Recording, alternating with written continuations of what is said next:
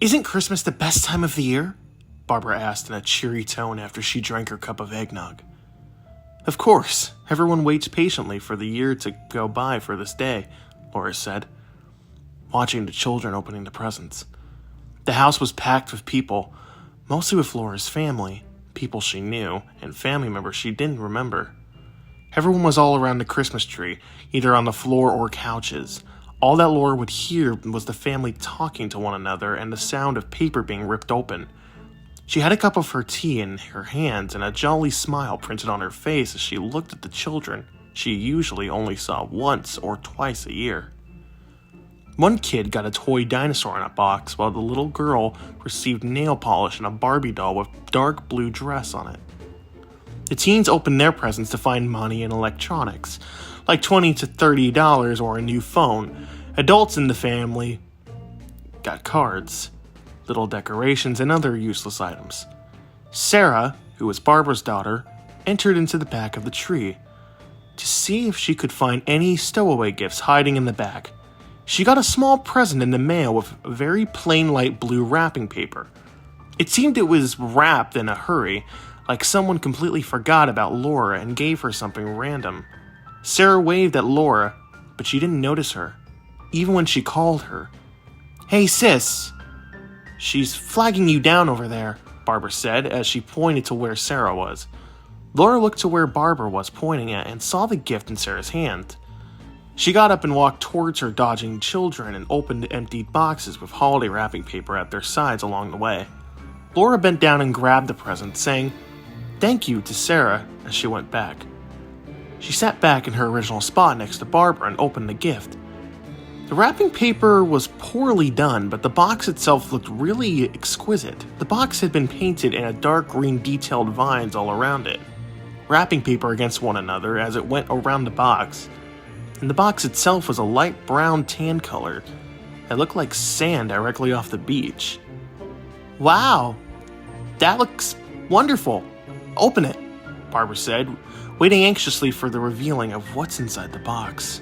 Laura opened it diligently, as not to damage the box itself, like it was a piece of priceless art. As she opened it, all that could be heard from her point of view now was Barbara's breathing that was directly next to her, blocking everything else that was going on.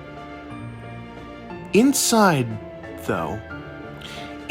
was a white circle that wasn't very tall inside of the box.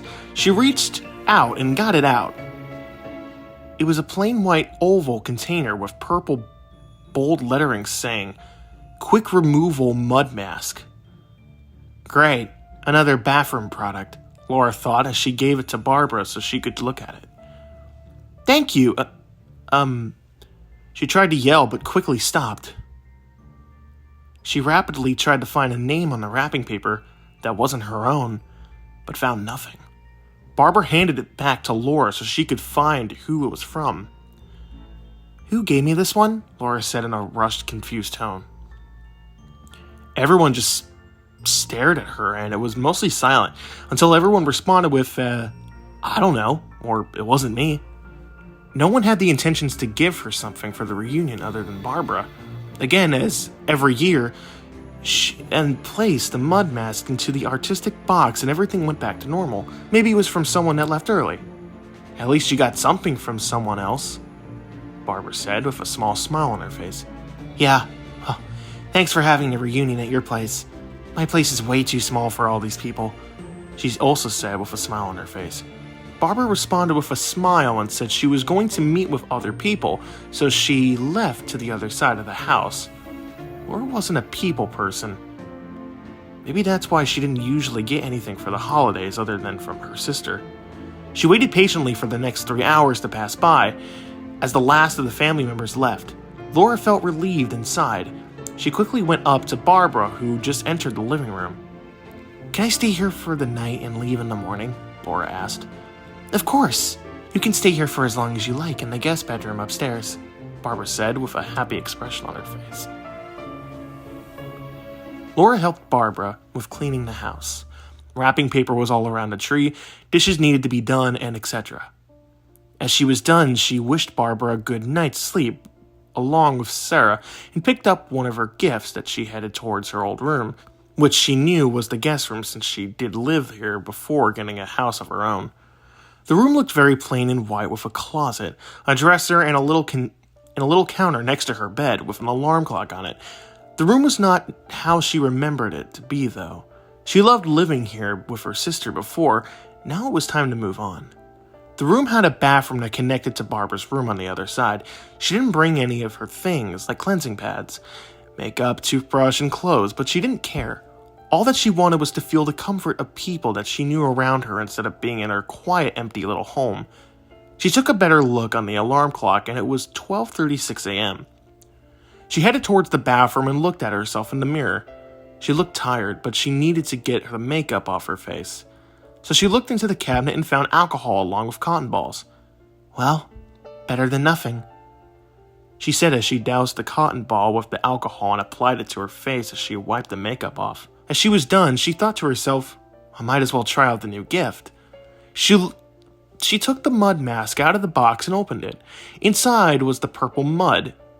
She looked at the directions and saw that it was completely easy to apply, just simple directions. She didn't have that many zits on her face, so she just applied it everywhere for the hell of it.